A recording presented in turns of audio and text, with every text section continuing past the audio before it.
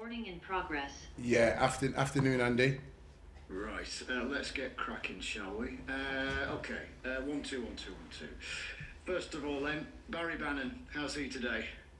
Yeah, Baz is fine today, Andy. As I said, when the results came back with the scan, it was nowhere near what we all anticipated, and it was just a little bit of a strain. So we're really pleased to get that news with him, and he's back in sort of involved, but obviously not quite involved with the first team. But he's in a good position that we feel that if he misses tomorrow's game, he should be back in it by next week. Right, okay. I was perhaps going to ask about that. In what sense do you consider him to start then or be involved? Is there a percentage chance? Yeah, but if it is, Andy, it will be. We just won't take the risk. If it is tomorrow, the decision will be: do we risk him or not? It's as simple as that. If we risk him tomorrow, then okay, we feel that he can get through the game. If not, then we won't risk him. We'll just take him out of it and then know that he'll be fit for the next game.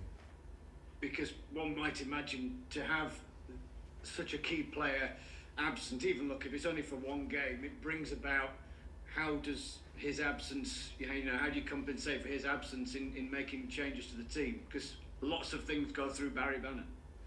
Yeah, we have one without Barry Bannon in the team. That should hopefully just as a reminder for everybody as well that let's remember that the team has one without Baz. Baz is a wonderful player for us and a real talisman for us, really. And we know that he wears the club heart on his sleeve, and he's a magnificent player. And he's not just here for one game.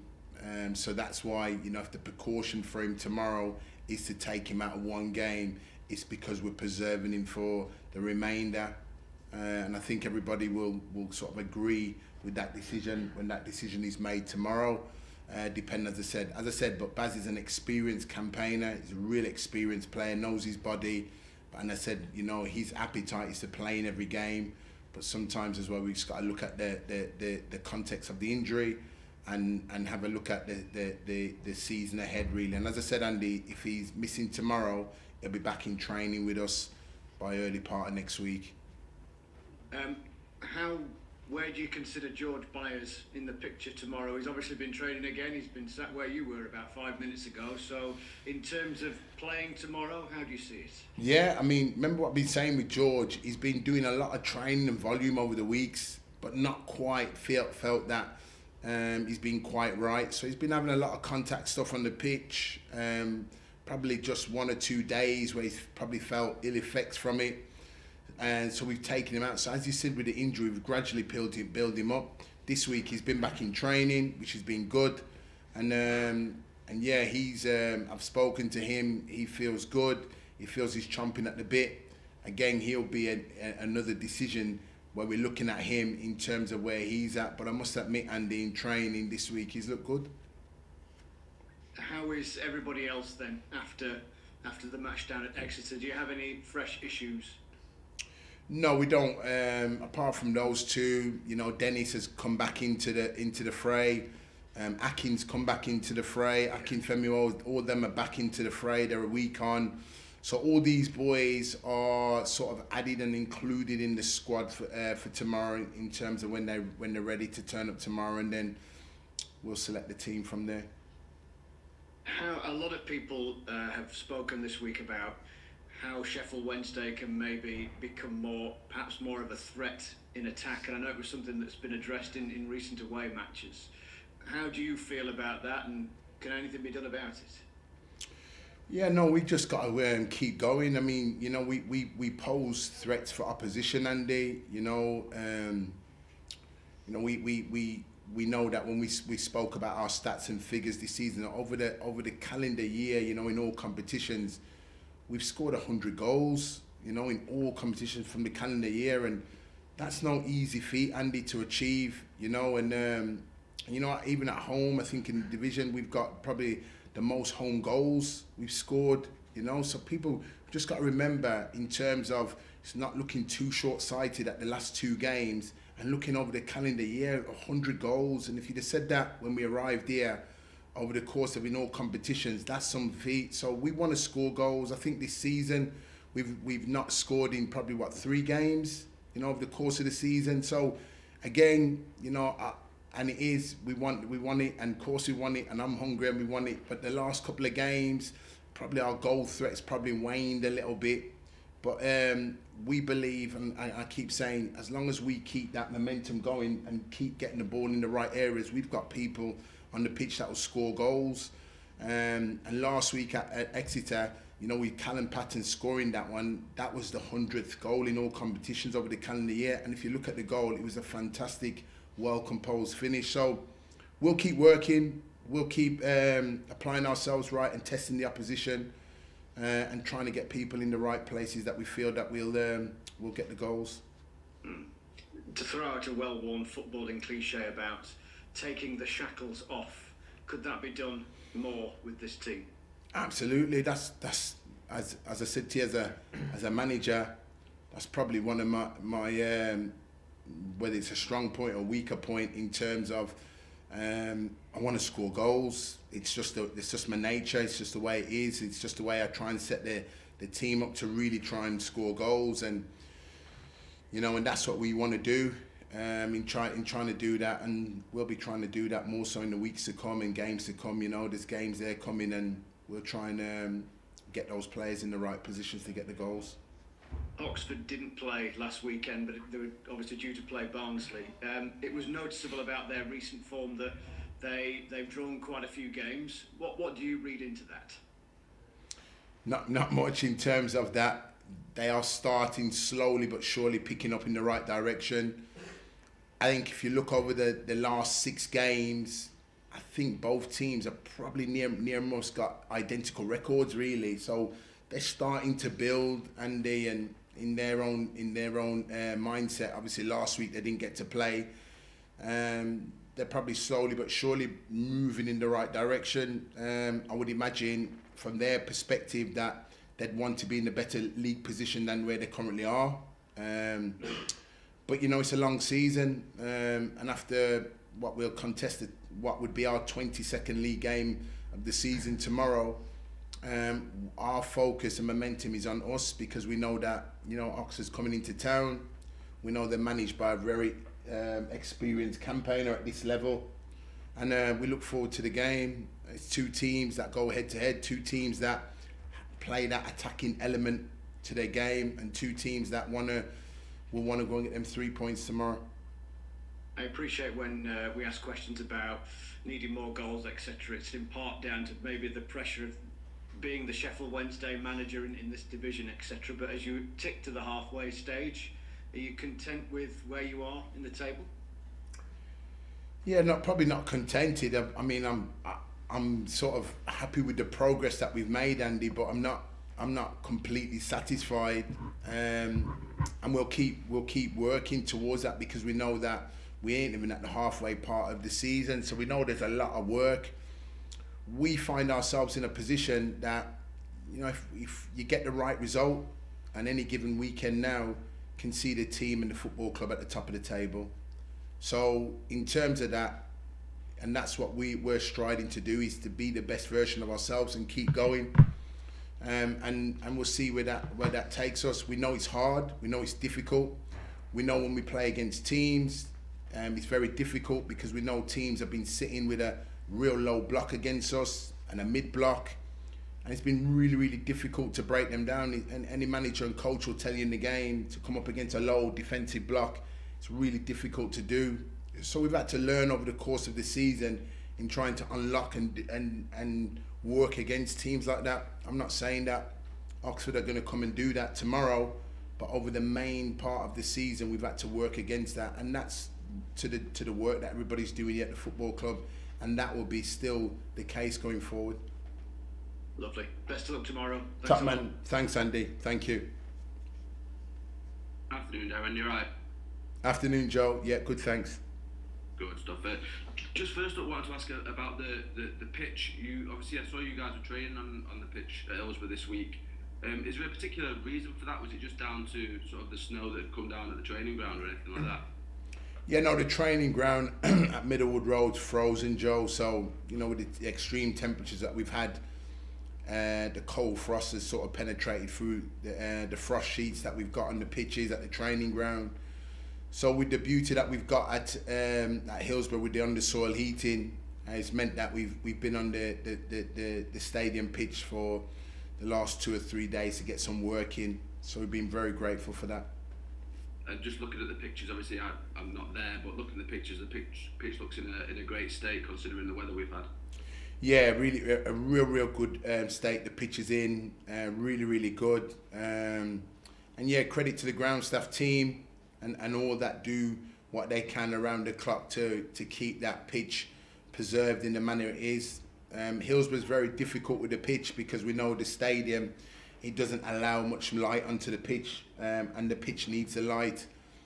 So to see the pitch in that position, and what you got to remember as well, Joe, we've had so many games on it in terms of extra cup games. The FA Youth Cup games have been on it. Under 23s football have been on it. And I think it's reaching in the high parts just in this December in 20 plus matches on the pitch already at this stage. So credit to the ground staff in terms of the work that they're doing, and we'll be keeping to do everything that we can to preserve it for the remainder of the season. Fantastic. And I know you said before that you don't tend to worry about what other clubs are doing and you focus on yourself, but given how tight it is at the top of the table there, are you tempted to go and check out the results elsewhere when the final whistle goes in your game? What I just find, Joe, that if I do that, then it takes my focus off us, and I'm just caring about us. It's what we're doing here at Sheffield Wednesday, and that's my job really. So I suppose it's experience that knowing that the season's a long haul, and in order to be successful it takes consistency. And at the moment we're consistent, but we have a job to remain consistent and keep improving. And that's what we need to do as a team and as a club, is remain consistent, and true to who we are and what we are. And every single week's a challenge, and tomorrow's be another challenge for us, and it's another hurdle for us all to try and come together and try and overcome the best as we can and keep our run going. And that's the thing. So regardless of the result tomorrow, I'll just carry on the same and move on to the next game when that arises. Obviously we're a couple of weeks away from the transfer window opening up now. You said before that there's sort of clauses in the loan players that you've got that could potentially see them go back if the opportunity arises. Are you concerned about any of them? Do you think you're going to be in a position when all of them stick around for the second part of the season? You never know, Joe. Really, taking a loan player signals that the player at their previous club's not been playing, and there's an opportunity in our team to recruit that player in on loan for him to play for us in that position. And that's what you've seen what's happened with Reece, Mark McGuinness and Alex Myton, and that's what will continue. And then we'll have a look and see when it comes round to it with what happens with those players. All three of them have contributed, all three of them have done really well and continue to do well. So when the opportunity comes in January, we'll have a look. But at the moment, in terms of where we're at, all three of them are still with us and continuing doing what they're doing. And they've been a wonderful addition to our squad this season. You've mentioned sort of before about the difficulty of the transfer window when you've got players that are doing well and therefore being sort of courted by other teams and everyone's got a price and that kind of thing. Have you had to rebuff any approaches recently for any of the Wednesday players? Not recently, no. But it is quite still early. Obviously, we've got a transfer window what's going to open in a few weeks' time, and then it's open for business. And that regards for us with regards if we should want to bring players in, or if other people out there are after our players because of the season that they've had so far, which I understand is part and parcel of football, and if those things arise then we'll deal with them. But at the moment, not heard anything, Joe, really. So we just keep our focus, maintain our vision in terms of what we want to achieve this season, and still get about doing our work. Brilliant. Just stepping away from the pitch a little bit, saw some lovely sort of video and pictures of Dom and Cam out at a school this week. As a manager, obviously you've spoken a lot about the community and your sort of how big it is for this community, this football club. You know, for you personally, how important do you think it is to make sure that the club has such, you know, a big interaction with everybody around? Really important. The club's got an identity in the city of Sheffield. We've got a clear identity, and even outside of Sheffield, the club's recognised as a wonderful historical football club, and anybody what is connected to the football club, Sheffield Wednesday, fans, staff member, should feel really proud of the identity that we carry and what we represent here at Sheffield Wednesday. And so to see the players back in the community is something that I think is really important. I think it's a player's duty, which we clearly signified to them at the start of the season, to get back out in the community and connect and be the role models that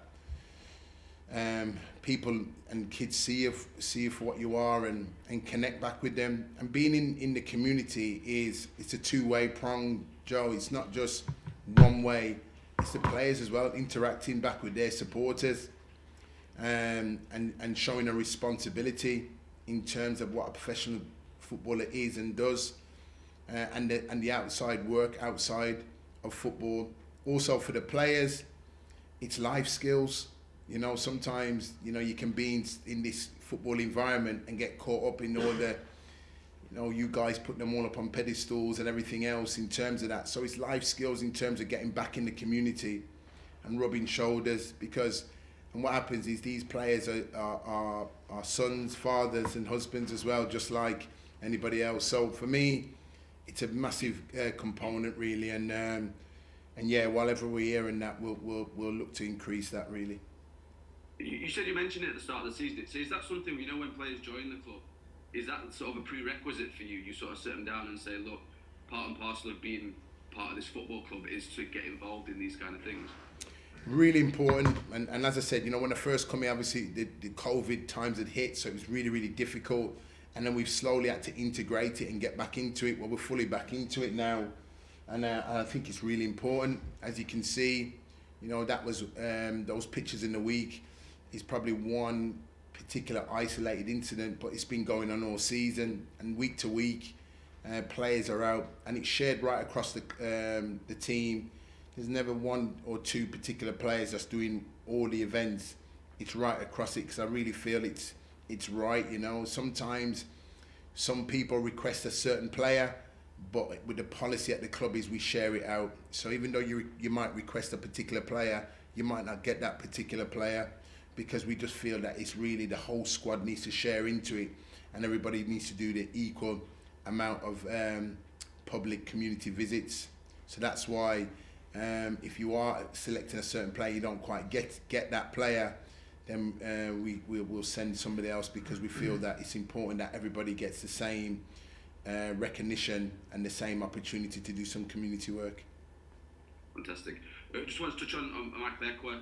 Obviously, you said that you weren't entirely sure how long he was going to be out for. Have you got a better idea of when he might be back yet?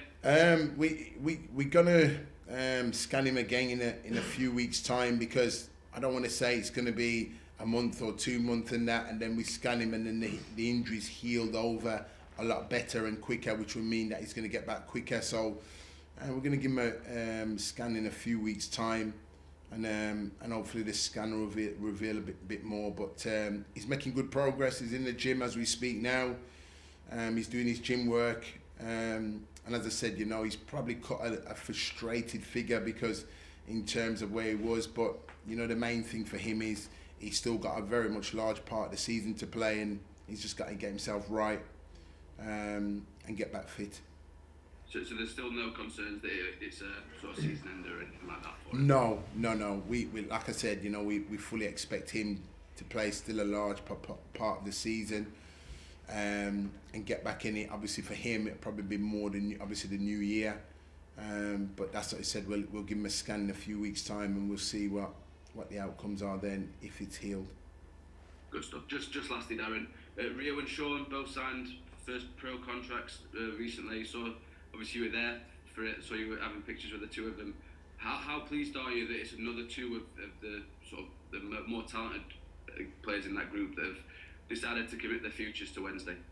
Yeah, really pleased. Another two youngsters here that have committed, and two real good players, and two players that are doing extremely well, and two players that we've had in and around the first team group, and what we are, how good they are with the group that they're with, the under 18s and 23s.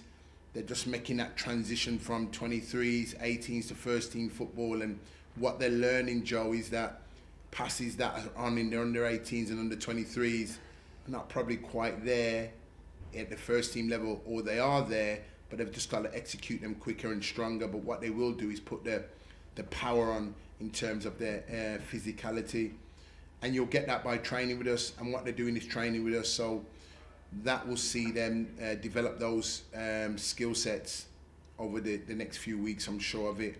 But it goes to show the identity of both players, along with probably Pierce and Cads, that have been in and around the first team. And as I said, you know, I came and so I made my points clear that, you know, we've got to try and develop our own, and there is a pathway for, if the players are good enough in the academy, to get into our first team, and that's what we want here at Wednesday. So those two have signed. We're really pleased. Two good players, and hopefully the two names that we've marked down in our books for the future. So just to touch on that pathway before I let you go, how do you, in an ideal world, how would you want it to work? Now they've just signed the sort of 17, 18. Do you want them with you for a little bit longer before a loan spell, or would you, if the opportunity arose that was the right one, would you look to possibly get them out on loan even before the season's finished? No, for me, it's about staying in the building, because they're operating outside the age group. So they're both under 18 players, but both are playing under 23s, and both of them are training in and around the first team. So in terms of their development and progress, they're ticking a box, and if they would probably say that they're ahead of where their development years would be, which shows wonderful progress. So you want to keep them there, because where they are at the moment, they're learning a lot. Once they've achieved that over the course of, I would imagine, the remainder of this season, and they come back in and have a pre-season next season, depending on the time when they've trained with the first team and that pre-season, and it's another 6 months on, so growth and development has reached both players. You can look at them in two things. You hope that they're in and around the first team, but if not, then you're definitely looking to secure them a loan somewhere. And that's their development progress over the next sort of 6 year, 18 months in terms of where they need to be at. Brilliant. Thanks for your time, Darren. All the best. Cheers, Joe. Thank you. Hi, Darren. You okay? Yeah, good, thanks. All good, thanks, Good Rich. stuff. Good stuff. Obviously, we're getting towards January. Not much has been said lately about Fiseo Delibashiru. Was any update at all on his contract talks? No, just he's fine. It's just keeps going the way he's going, and you know, we'll see when this January window opens. Yeah. Then obviously, as I said, we're getting towards January, and I spoke to you last week about Callum Patterson.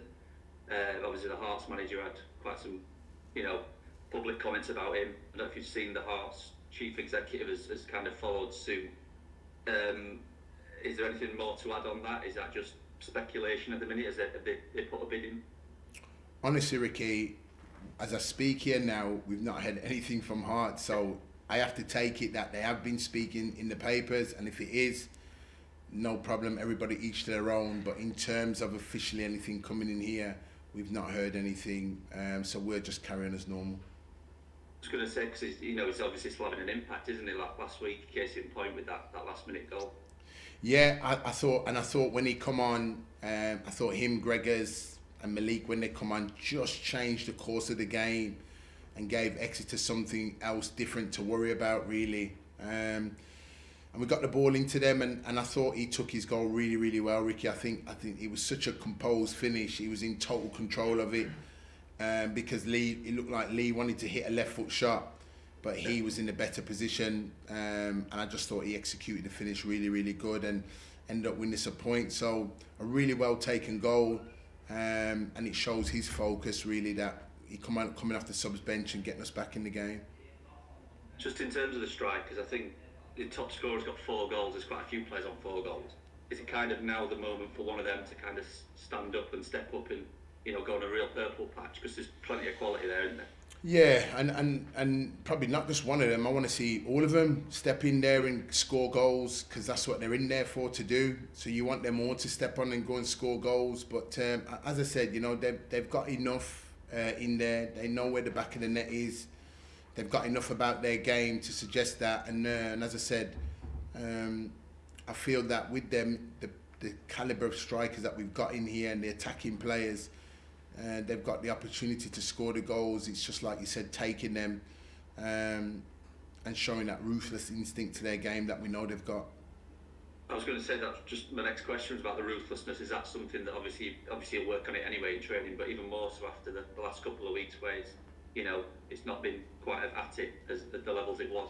Yeah, and that's understandable, and you know, you want the players to get in and you know, showcase what they're about, and they know, you know, in terms of what we're trying to achieve here, they understand, you know, the patterns in terms of what we're trying to work here and trying to get into those threatening positions, and getting on the end of them and executing the perfect finish. It's not easy, because obviously you got opposition trying to stop and always trying to stop us doing what we're doing, but we'll keep working. And as I said, you know, Ricky, for me, with the team and the squad and the group of players that we've got, I believe that if we keep continuing to create those chances, we'll score the goals.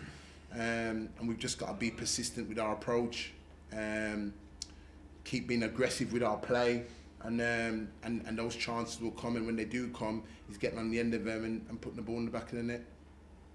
And obviously back at home tomorrow, I think 4 of the next 5 are at home, so that's a nice little, you know, run of games, especially with Christmas coming up as well. Nice run of games at home to try and, you know, put a nice run of results together and keep this unbeaten run going as well, because obviously it's double figures if you get it tomorrow.